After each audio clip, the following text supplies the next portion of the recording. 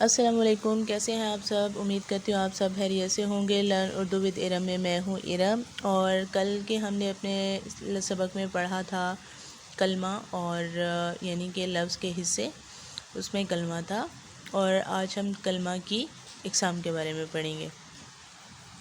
پچھلے لیکچر کو تھوڑا سا ریوائز کر دیتی ہوں۔ ہم نے کہا تھا کہ کلمہ جو ہے کسی بھی بامانی لفظ کو کلمہ کہا جاتا ہے۔ اب وہ بامانی لفظ جس کو کلمہ کہا جاتا ہے اس کے بھی آگے سے 3 حصے ہیں۔ پہلے کو اسم، دوسرے کو فعل اور پھر حرف کہا جاتا ہے۔ اسم کسی بھی شخص، چیز یا جگہ کے نام کو اسم کہا جاتا ہے، مثلا فصیح جیلم، پاکستان، علامہ اقبال، شیر، کبوتر وغیرہ، یہ سب اسم کہلاتے ہیں۔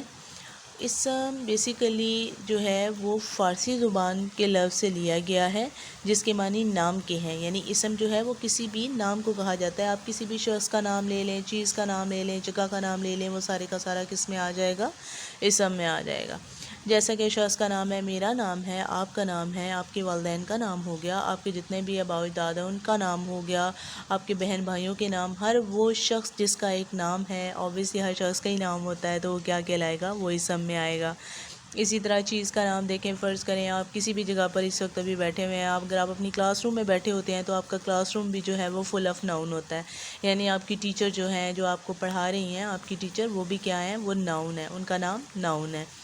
آپ کا نام ناؤن ہے، آپ کے کلاس فیلوز کا نام ہے، جس چیز کے اوپر چیئر، بینچ یا ڈیسک جس کے اوپر بھی آپ بیٹھے ہوئے ہیں وہ بھی ناؤن ہے۔ آپ کے سامنے پڑا ہوا آپ کا بیگ ناؤن ہے، آپ کی بک ناؤن ہے، آپ کی یعنی کتاب، قلم، پین، بستہ، مین ٹو سے ایچ اینڈ ایوری تھنگ، جو چیز آپ کو دکھ رہی ہے، آپ کی آنکھ کے سامنے ہے، وہ سب کی سب اسم میں آئے گی۔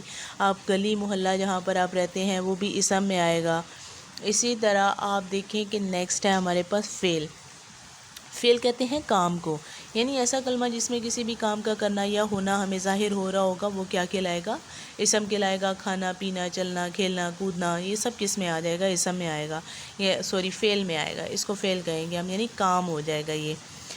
یعنی ہم کام اس کو سمجھتے ہیں عام زبان میں کہ جو ہم مشقت کریں گے وہی کام ہوگا، ٹھیک ہے، جس میں ہماری انرجی لگ رہی ہوگی۔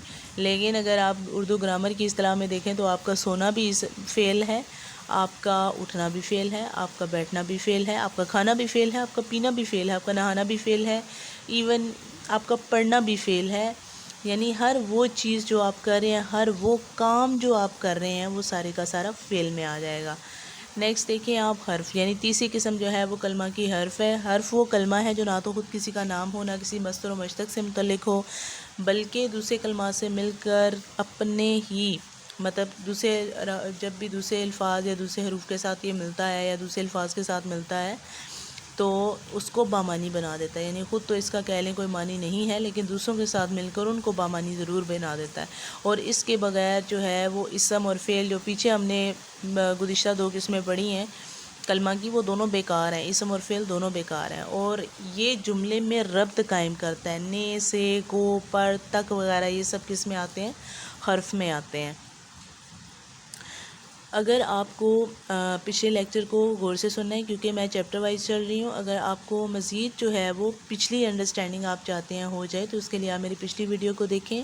اس کے ساتھ ہی میں اپنے اس لیکچر کو ختم کرتی ہوں۔ جو ہمارا کل کا لیکچر ہوگا وہ انشاءاللہ فعل کی اقسام ہوں گی زمانے کے لحاظ سے، اور اس کے ساتھ ہی مجھے اجازت دیجیے۔ اللہ حافظ۔